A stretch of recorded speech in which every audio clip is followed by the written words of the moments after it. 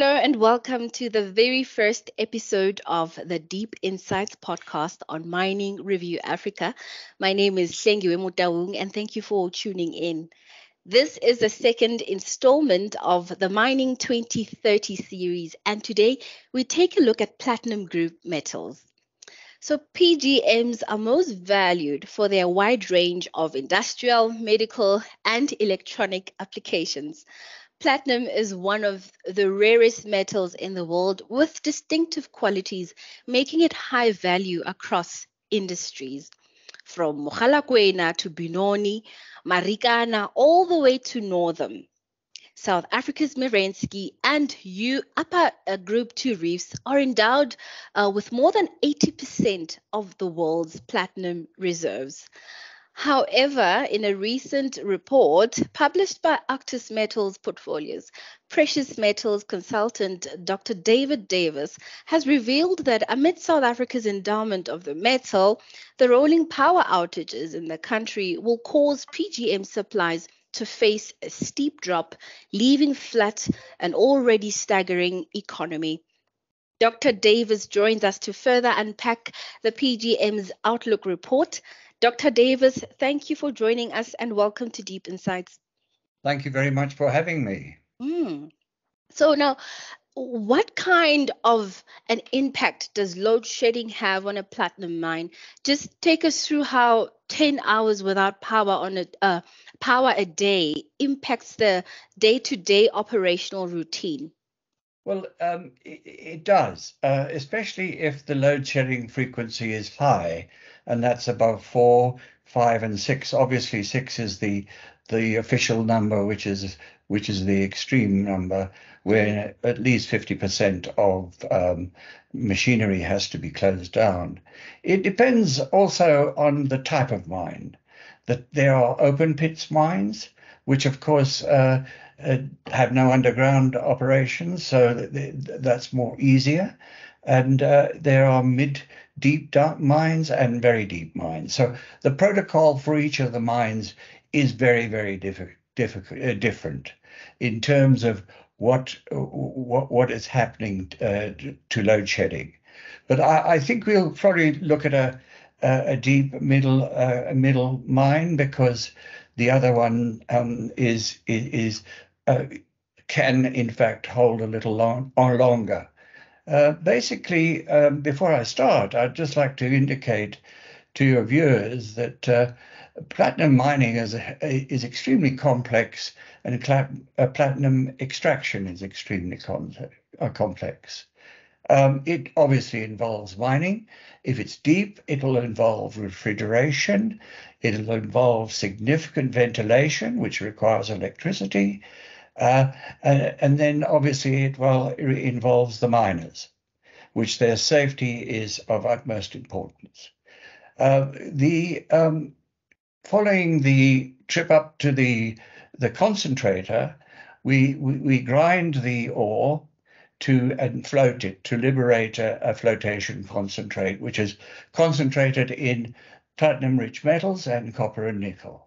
Yep. So the concentrator, you might have 6 or 7 ball mills grinding away, and again, very highly electrified system. From there to the smelter and converting. Now, the smelter has to be treated like a baby, because it doesn't like high and low temperatures, and so it expands and contracts. And similarly, the converters are not quite as disrupted, but they are. And thereafter, that process is the ore goes through that process.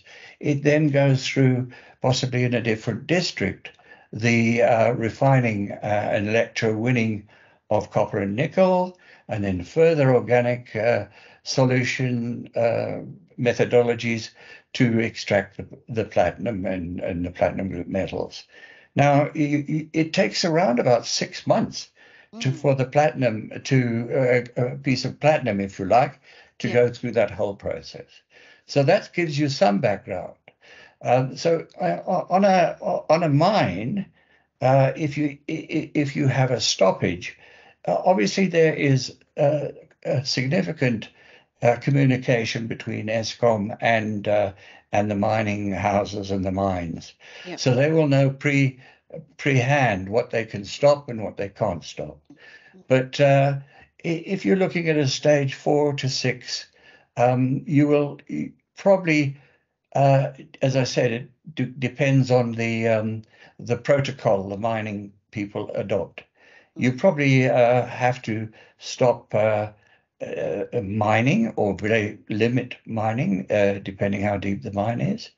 Uh, you'll probably have to stop ball mills and run a few ball mills from a stockpile, and the smelter will have to try and keep on at a reduced rate to go through.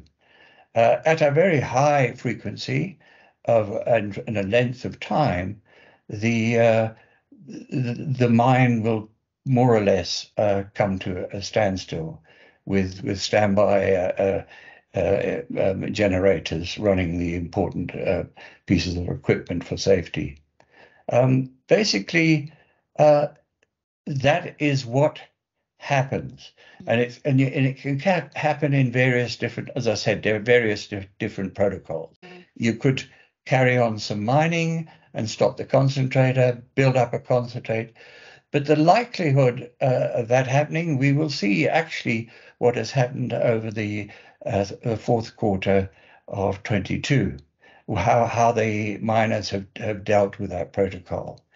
Going forward, I'm sure they'll have to restructure their operations quite significantly. Basically, the effects of the two of load shedding will be initially a build-up in inventory, because inventory before the smelting, and so you'll build up a lot of money in inventory. And then you have to put that inventory, feed it through the smelters.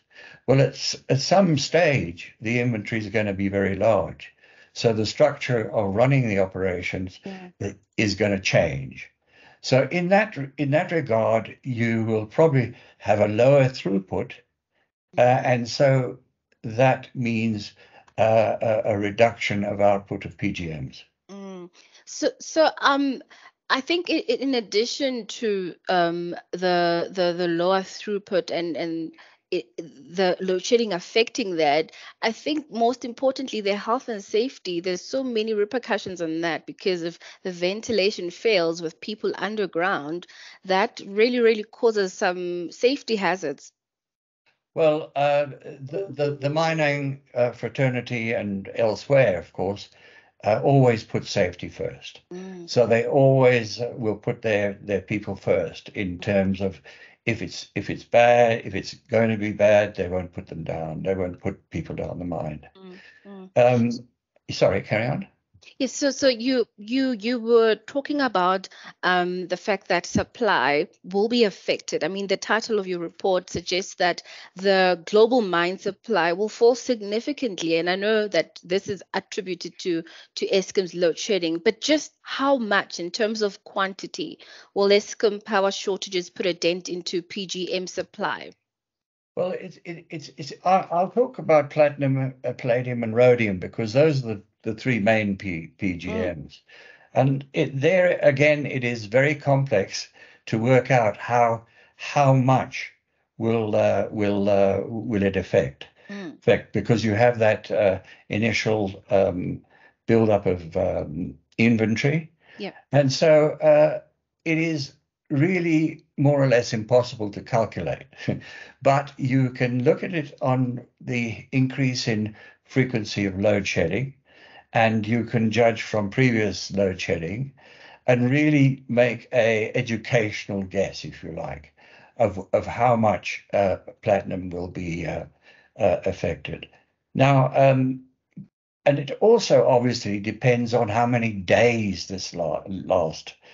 Last year, we were 151 days of load shedding at increasing levels of frequency of load shedding. Previous year to that, we have only 48 days. And I'm expecting that the days of load shedding will easily go up to 250 days this year. So clearly, at that sort of rate, I'm being very conservative, and I would think that South Africa would lose between 12 and 20% of its output. Now, South Africa produces about 4.8 million ounces, so clearly it is significant, but it is in that range. On the global side of things, it will be somewhere when in 9% in that 9%. in that order of magnitude, plus or minus 2 or 3. So that is important because just as an aside, platinum is changing its spots all the time because of the decarbonization, because of global climate change. Platinum is used significantly for, as we know, exhaust catalysts and palladium, but it is also used to create green hydrogen. Although there are other methods to produce green hydrogen, we see green hydrogen being the number one priority for platinum in the long term, together with fuel cell vehicles. So now those are drastic results that we're about to see in the coming future. And my next question is more onto consulting firms and investors. Is enough attention being given to this?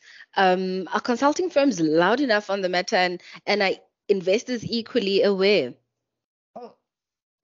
I'm sorry to say that the larger research organizations and the investors have been behind the curve, and they're only just coming on board. And I've been blowing my trumpet for a couple of years now, saying, "Hey, what about Eskom and its effect on the platinum group metals, in particular platinum?" The research industry has indicated that there are risks involved, but have not. They haven't come to the party quick enough, in my view. And so, having done that, they haven't indirectly told investors that this could happen. They have said that there are risks available. So I am concerned about that. Yes. No, Dr. Davis, let's hope that such dialogues will kind of get the word out there so that we can start preparing. So now let's move on to let's dive deeper into your report. The Integrated Resource Plan of 2019 has been met with several barriers since its adoption, including serious procurement problems resulting in significant delays. What do you think are some of the factors influencing Eskom's inability through, given the government's failure to give an update on the revised IRP framework? Well, it's not only 2019 and 2017, 2018, now 2019 are not fit for purpose. Weren't then, they weren't introduced then. In 2017, they weren't introduced. So the government has a background of really non-compliance to their own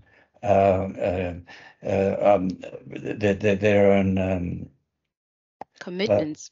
Yes. So clearly, there is a difference after the president has formed this national committee and set some objectives in July when he recreated the committees. Since then, however, we have not seen timetables. We have not seen we need to get it done by X date. We have got lots of bureaucratic complications, and we've got political complications. Those who are on the side of green energy and those who are on the side of coal energy. So we've got complications within complications. And basically, to see, it will take at least 6 or 7 months to unwrap a new program, by which time it'll be out of date anyway.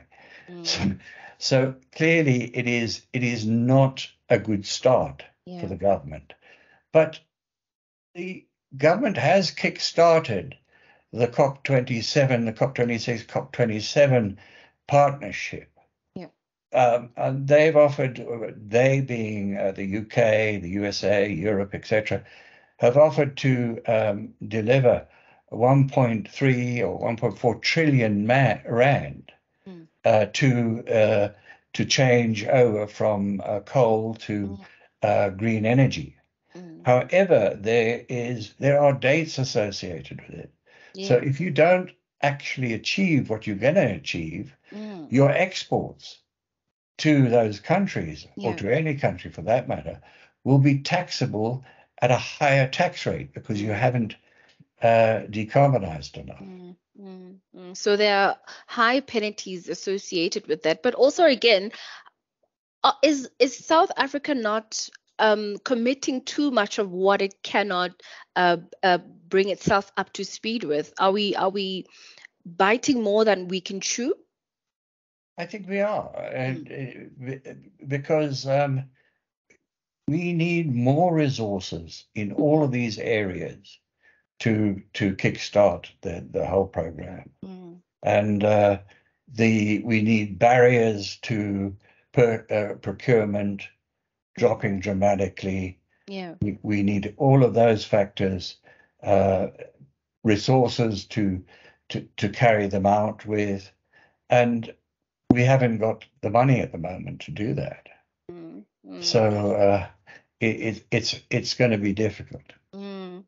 I really, really hate to go into the worst here, but Dr. Davis, your report also points that Eskom's emergency generation system has run out of fuel, which really, really calls for concern. What do we see companies doing to keep afloat? And more importantly, how can the platinum industry, the PGMs industry, cushion itself for this gloomy period? Well, just to go back to the emergency gas diesel generators. Yes. Basically, Eskom has overspent on it more than double, about 11 billion rand on diesel, and as against 6 billion. They want another 19 billion to secure, to make it what I call not a heightened risk. But at the moment, the government hasn't come forward. And so the risk is heightened, that we can't just go and switch on an emergency generator to help us through the load shedding. Now, you asked what our mining and industries are doing. Well, they're doing as much as they can in terms of bringing forward their green energy programs and continuing with their green energy programs. They're allowed up to 100 megawatts by government, through the government laws and what have you. But the new thinking is that that will be done away with, so that we can these companies, the big companies, can have additional generating capacity through solar systems. The small guys are really battling with their generators and so forth. So that's really, it's going to be a interim period before the solar will come through. But one thing I should say, and people don't recognize, that of the coal-powered stations, 5 coal-power stations are due to be closed down by 2025. That means about 5 megawatts of system which will close. And so as the coal-fired units get older and are closed, so the solar panel system, the solar recovery systems which are put in place, or which should be put in place, should take over the gap. But it won't happen, and it won't happen as quickly as we think, and so we'll still be in a high risk situation. So I'm not sure if this is in connection to the question that I'm about to ask. When we talk about renewable energy, we are currently seeing, as you've said, a lot of miners acquiring green assets, mainly in solar and wind energy. But there are more woes on transmission expansions, with Eskom's generation connection capacity assessment report noting that there are limiting factors for connecting areas with best wind and solar resources. So, what are some of the outlined issues regarding the inability to transmit renewable energy, given Eskom's 33,000 kilometer transmission line? Well, around about 14,000 kilometers Mm. are associated with new generation and new lines. Yeah.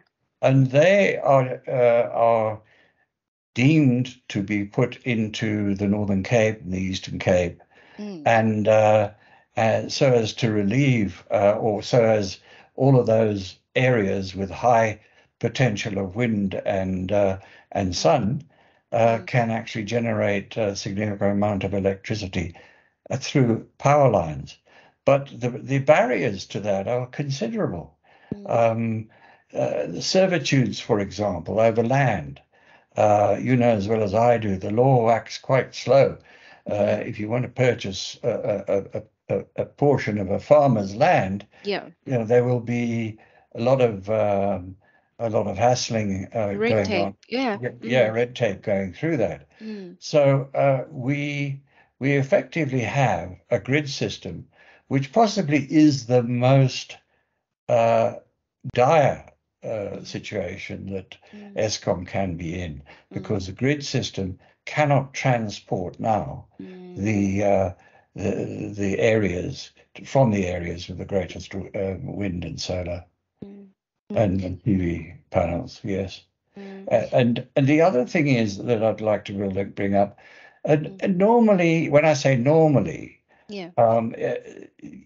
it is usual to wheel power from one section to another. So if you built a power line, you could wheel that power right up through the grid. But basically, that is probably a high risk, because you haven't completed the necessary transformers and grid lines, etc.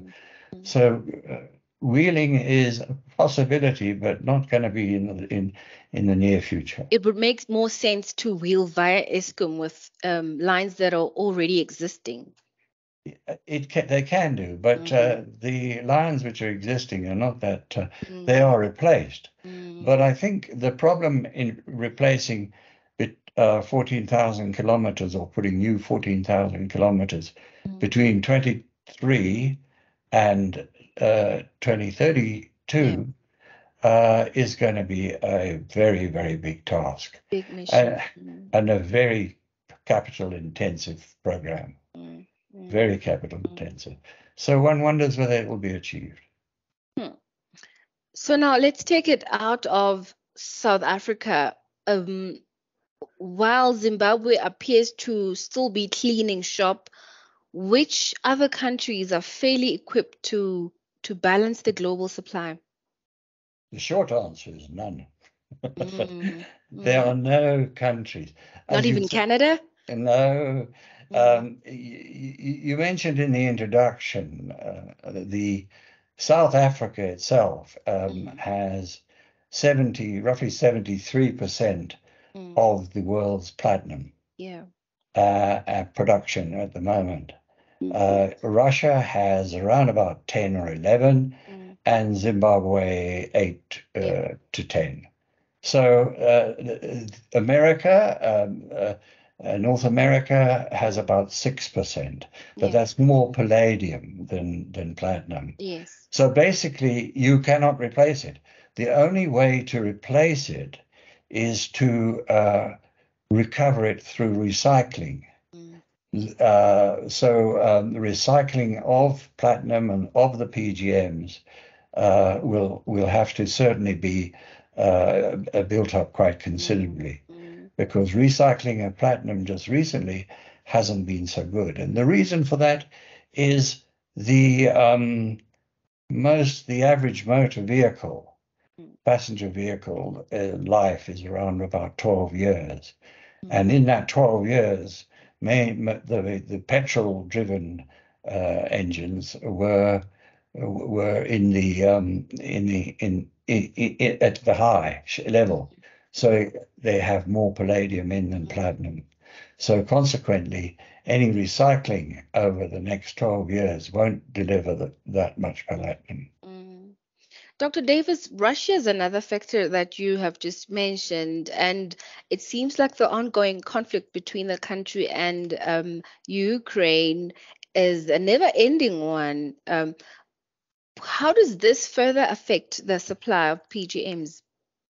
Well, I see Norilsk Nickel, who produces copper and nickel and PGMs, has just come out with their annual report, or a preliminary annual report in 2022.